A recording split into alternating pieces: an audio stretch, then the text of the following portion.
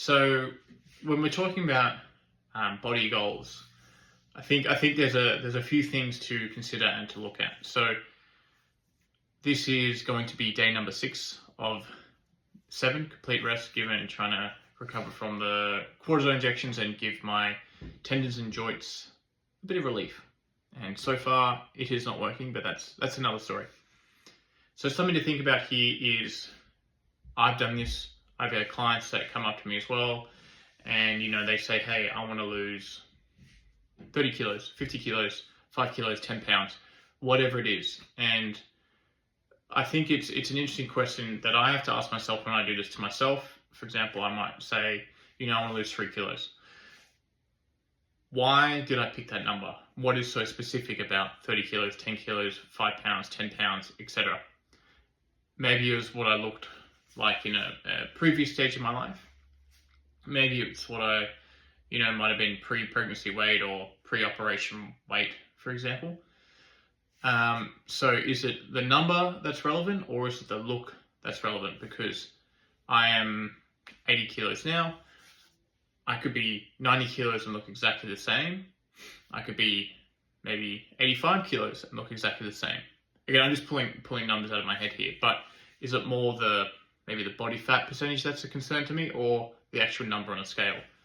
So sometimes it's maybe disheartening when we feel like our weight loss is slowed down or plateaued, when we have this fixed number set in our head. And maybe it's something to consider that it's not just about the number of the scale and how we feel about that. Maybe it's actually how our body is looking and feeling.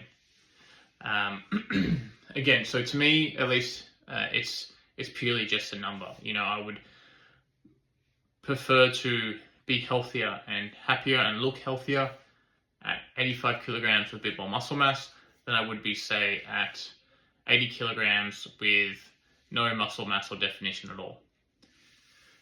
In saying that, I think putting the vanity aspect aside, maybe there are other metrics we can focus on if weight loss is an issue, or if we've maybe had a past body issue when it comes to weight.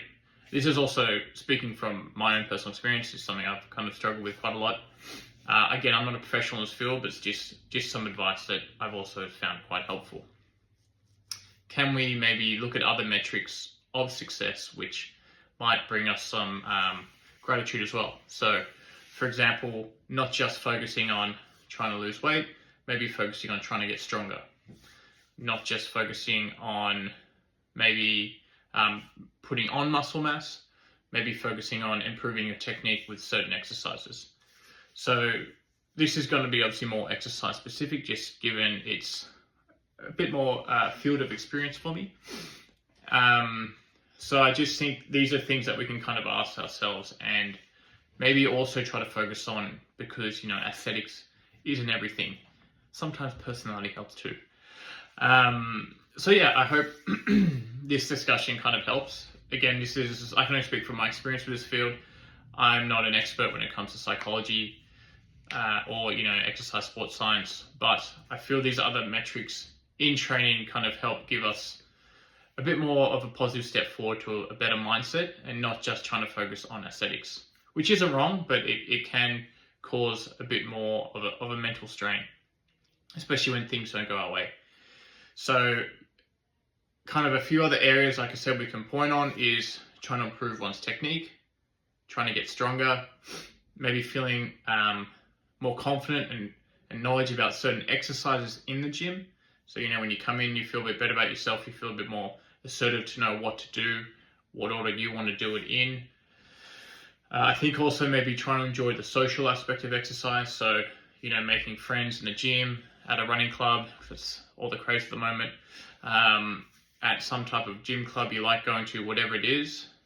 Maybe the metric of, can I improve my running time per kilometer or per mile for a certain split? Can I do more repetitions of a certain weight? So I just think these other things are really important to also try and focus on and improve on. And second-handedly, then your other goals might also improve. So if putting on muscle mass is important to you, and you may be struggling with that, maybe trying to focus on getting stronger, obviously as well with eating a good balance and a slight calorie surplus, but also getting stronger is a metric that will help you put on muscle.